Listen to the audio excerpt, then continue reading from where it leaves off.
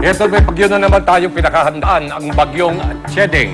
Ang sabi ng Pag-asa, malakas-lakas ito at posible pang maging isang super typhoon. At ang rainfall daw nito posible maging kasing dami na ibinagsak noon ni Ondoy na marami pong metroma when they hear that. Ako, nakakatakot. Kaya dapat talaga natin paghandaan ang bagyong yan kahit saan man tayo sa Pilipinas naroroon. Kung paano, panoorin po natin ito.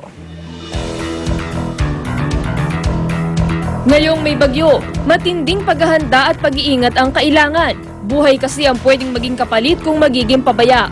Pangunahing dapat gawin ay makibalita sa lagay ng panahon sa pamamagitan ng panonood sa telebisyon o kaya'y pakikinig sa radyo. Sunod, kumpunihin at tibayan ang bahagi ng bahay na pwedeng tangayin dahil sa lakas ng hangin, kabilang dyan ng yero at bintana. Umiwas na rin sa mga hindi importanteng lakad, huwag ding maglayag sa ilog at dagat dahil mapanganib lalo na sa mga maliliit na bangka.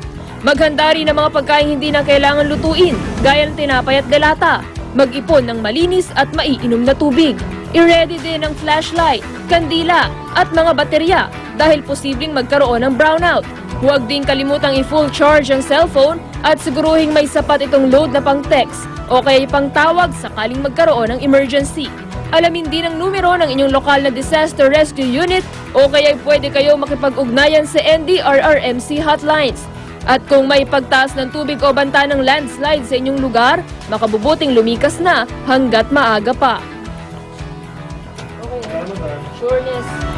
Alright, kaya naman ang mga taga-Marikina na ginulat noon ang bagyong Ondoy. Talagang pinakahandaan na ang bagyong Chedeng. Never again, yan ang nasa isip nila. Kaya naman, I am ready na silang lahat para sa bagyong Chedeng. Dapat lang. Ito ang mga paghahanda nila sa Marikina. Ibabalita sa atin ni Susan. Hi, San!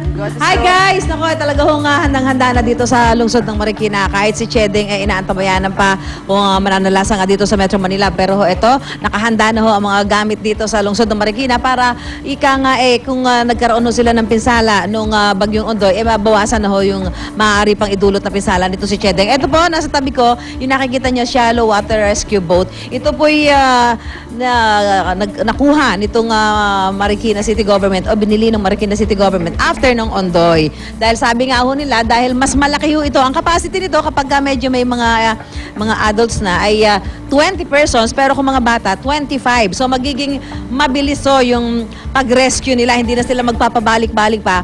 At ang maganda ho dito sa kanilang shallow water rescue boat na ito ay ano po ito, yari po sa PVC. So, yung mga nakikita ho nyo pang ilalim na yan para ho mag-float ang boat na ito, hindi ho siya mabubutas. Unlike yung rubber boat, pag nabutas, medyo magkakaproblema po yung mga nagre-rescue. So, naka-standby na ho ito dito at magagamit ho nila ito doon sa mga lugar dito sa yung mga inland flooding, yung wala hong mga pag-aalon, walang mga current, ganyan, ano. At ito ho, so magagamit nila dito sa Marikina dahil matatandaan nyo, nung Ondoy, napakarami hong lugar dito, hindi agad mapasok dahil nga medyo mataas ang tubig. So naka-standby na ho ito dito at anytime na kailangang i-deploy para sa pag-rescue magagamit nila. Pero sana naman nga po ay hindi. Anyway, eto naman yung kanilang tinatawag na Water Search Rescue Utility Vehicle. Nakikita ho ninyo, iba-ibang mga gamit na kakailanganin kung sakasakailang kailangan nilang mag-rescue. Mamaya, i-explain ho namin sa inyo ano ba ang mga gamit nito at papakita rin namin sa inyo kung paano nila ginagamit yung tinatawag nilang vac-all,